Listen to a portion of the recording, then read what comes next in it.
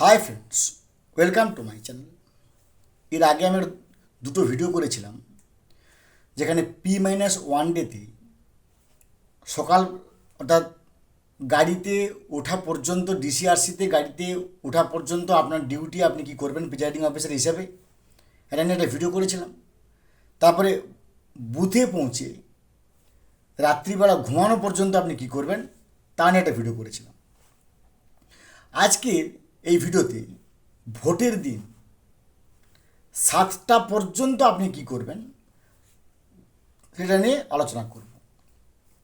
মনে রাখতে হবে যে সকাল 7টা পর্যন্ত এই যে এইটুকু সময়টা, ওই সময়টাই বলে দেবে আপনি কেমন ধরনের প্রিজাইডিং অফিসার। কারণ শুরু হয়ে গেলে এবার কন্টিনিউ ভোট চলতে আরম্ভ করবে, সেখানে আপনার বিশেষ কোনো ফাংশন নেই প্রিজাইডিং অফিসার হিসেবে। ফার্স্ট পোলিং তার কাজ করবে, সেকেন্ড পোলিং তার কাজ করবে, থার্ড পোলিং তার কাজ করবে।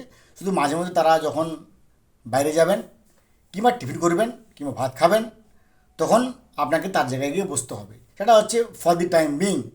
না হলে কিন্তু যে বুথের ভিতরে ভোটিং প্রসিডিওর একবারে স্মুথলি কন্ডাক্ট হবে। সময়টা যে 7টা পর্যন্ত এটা সবচেয়ে কালমিনেটিং পিরিয়ড। আসুন আমরা এটাকে ডিসকাস করি। তার আগে অবশ্যই আমার কাছে অনুরোধ করে দয়া করে আপনার চ্যানেলটা সাবস্ক্রাইব করবেন, লাইক করবেন, কমেন্ট করবেন এবং শেয়ার করবেন।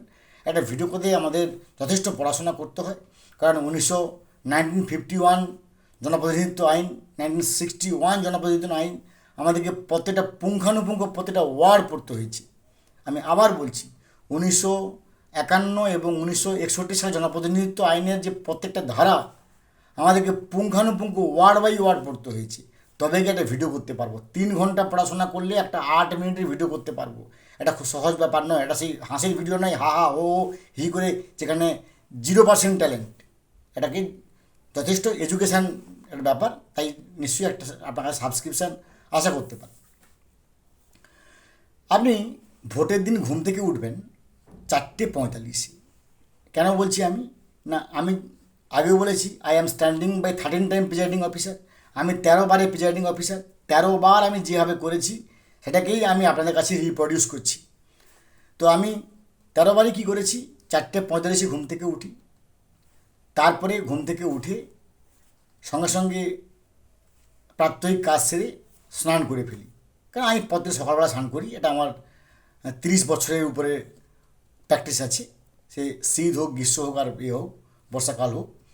তো তাই জন্য কী হবে, কারণ আর আপনি স্নান করার সময় পাবেন না, তাই সকালবেলা আপনাকে স্নান করে নিতে হবে। স্নান করে দেখবেন 5:30টার পর থেকে দেখবেন আস্তে আস্তে পোলিং এজেন্টরা আপনাদের আসা শুরু করবে। আপনি 5:45 অর্থাৎ 4:45 থেকে 5:45 1 ঘন্টার মধ্যে আপনাকে পুরো প্রাত্যহিক কাজ, স্নান এবং কিছুটা টিফিন, আর তার আগের দিন বলে রাখবেন সেলফ হেল্প গ্রুপকে বলে রাখবেন যারা থাকবে বা যার দায়িত্ব যাদেরকে অ্যাসাইন করা আছে তাদেরকে বলবেন যে চা নিয়ে আসে 5:30টার সময়। চাটা খেয়ে কিছু হালকা টিফিন বা একটা স্ন্যাক্স টাইপের করে নিয়ে 5:30 5:45 মধ্যে আপনি রেডি হয়ে চেয়ারে বসে যাবেন। মাফ করবেন, দেখবেন 6টার সময় বা তার কিছু পর থেকে পোলিং এজেন্ট আসা শুরু করছে। পোলিং এজেন্ট আসা শুরু করার সময় ওনারা কিন্তু হাতে কী নিয়ে আসবেন, ওনারা আসবেন ফর্ম নাম্বার 10 বা অ্যাপয়েন্টমেন্ট অফ পোলিং এজেন্ট। এই অ্যাপয়েন্টমেন্ট অফ পোলিং এজেন্ট কীভাবে ফর্ম ফিল আপ করতে হয় দেখবেন আমার চ্যানেলে আছে। আমার চ্যানেলে স্ক্রল আপ স্ক্রল ডাউন করে লিখবেন যে how to fill up form 10, দেখবেন আমার ভিডিওটাই চলে আসবে, কারণ ওটা অলরেডি অসংখ্য ভিউ হয়েছে। তো সে কী করে ফর্ম নাম্বার 10 ফিল আপ করবেন, অনেক সময় দেখবেন যে যারা পোলিং এজেন্ট হন যে বাবু আমি তো ফিল আপ করতে পারিনি, আপনি ফিল আপ করে দেন। কোনোভাবেই আপনি উত্তেজিত হবেন না যে না আমি কেন ফিল আপ করবো, এটা আমার দায়িত্ব না। না, সারাদিন আপনাকে যুদ্ধ করতে হবে, তাই কুল রাখতে হবে। ঠিক আছে, আপনি দেন, ওটাকে আপনি জমা করে নেন। জমা করার আগে ফর্ম নাম্বার 7 এবং form number 7A list of contesting candidate, তার সঙ্গে আপনাকে সইটাকে মিলিয়ে নিতে হবে। প্রথম কাজ, গুরুত্বপূর্ণ কাজ, লিস্ট অফ কন্টেস্টিং ক্যান্ডিডেট।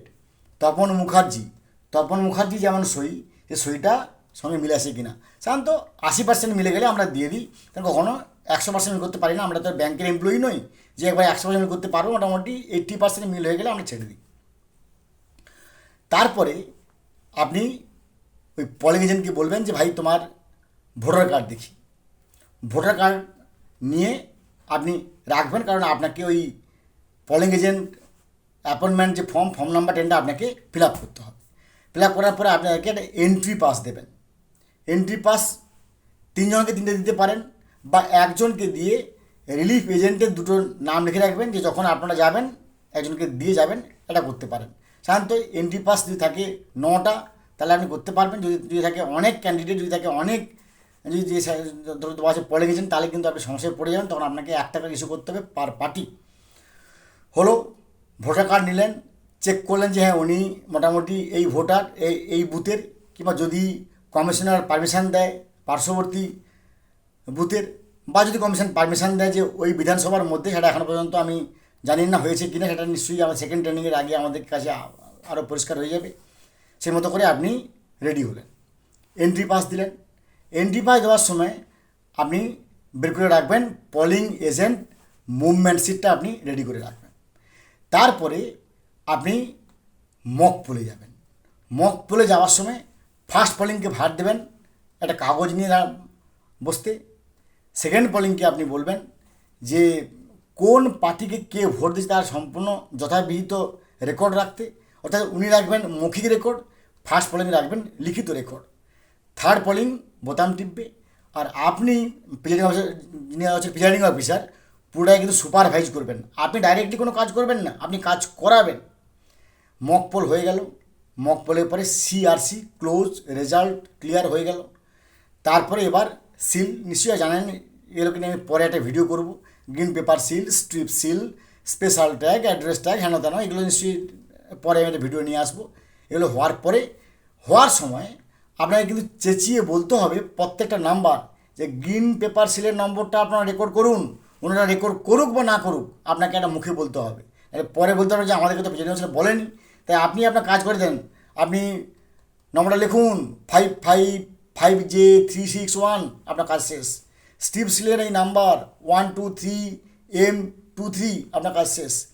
এইভাবে অ্যাড্রেসটাকে নাম্বার বললেন, স্পেশালটাকে নাম্বার বললেন, গ্রিন পেপার সিলের নাম্বার বললেন, স্ট্রিপ সিলের নাম্বার বললেন, এটসেট্রা এটসেট্রা, যে সমস্ত সিল সব প্রত্যেকটা নাম্বার বললেন, এবং মেশিন সিল হয়ে গেল, রেডি হয়ে গেল।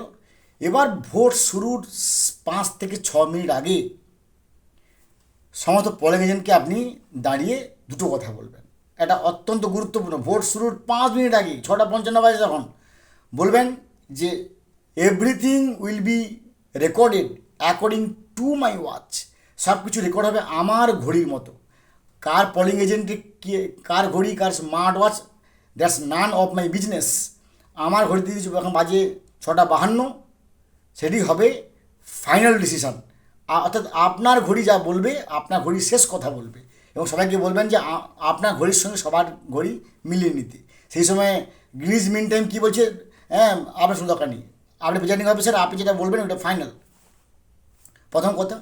দ্বিতীয় কথা, ভোট শুরুর কিছুক্ষণ আগে আপনি দাঁড়িয়ে বলবেন 1951 সালের জনপ্রতিনিধিত্ব আইনের 128 নম্বর ধারা অনুযায়ী সিক্রেসি অফ ভোটিং, ভোটের গোপনীয়তা আমরা বজায় রাখবো। অর্থাৎ বুথের ভিতরে কী হচ্ছে বুথের বাইরে বলবো না, বুথের বাইরে কী হচ্ছে সেটাকে বুথের ভিতরে এসে বলবো না। এটা কিন্তু আপনাকে বলতে হবে না, তখন নাহলে পরে বলবে কোথায় আপনি তো এটা বলেননি। মানে এগুলোটা শুধু আপনাকে ফর্মালিটি মেনটেন করতে হবে। তাহলে কী বললেন, ঘড়ি মিলালেন, 128 নম্বর ধারাটা কথাটা উল্লেখ করলেন। এরপরে 7টা যেই বাজবে সঙ্গে সঙ্গে একজনকে ভেতরে ঢুকিয়ে নিলেন। ভেতরে ঢুকিয়ে এবার তার ভোট প্রক্রিয়া চলবে। ভোটিং মানে পোল স্টার্টেড PS বলে আপনি মেসেজ করে দেন। কারণ যদি হয়তো দেখা যাবে যে আপনি এই সময় করতে করতে 7টা 10, 15, 20 হয়ে গেছে, কিন্তু আপনি PS লিখে পাঠাননি, সঙ্গে সঙ্গে দেখবেন আপনার কাছে সেক্টর ফোন করবে, পুলিশ সেক্টরে ফোন করবে, সিভিল সেক্টরে ফোন করবে, তারপরে ডিএম অফিস থেকে ফোন করবে। একটা ভয়ঙ্কর ব্যাপার হয়ে আসবে। সে আসবে গাড়ি করে, এ আসবে গাড়ি করে। তাই আপনি একজনকে ঢুকিয়ে নিয়ে PS লিখে ছেড়ে দেন। PS মানে পোস্ট স্টার্টেড, ব্যাস। এবার আপনার কোনো তার সারাদিন ধরে কাজ চলবে। তো এই 7টা পর্যন্ত আজকে আমি এই ভিডিওতে আলোচনা করলাম। যে প্রসেসগুলো বললাম, এই প্রসেসগুলো অত্যন্ত গুরুত্বপূর্ণ। যদি একটা আপনি ছেড়ে যান, তাহলে কিন্তু পরে আপনার দুঃস্বপ্নের দিন আপনার কাছে আপনার উকি মারবে। তাই ভালো থাকুন, ভালোভাবে ডিউটি করুন। Have a good day, thanks.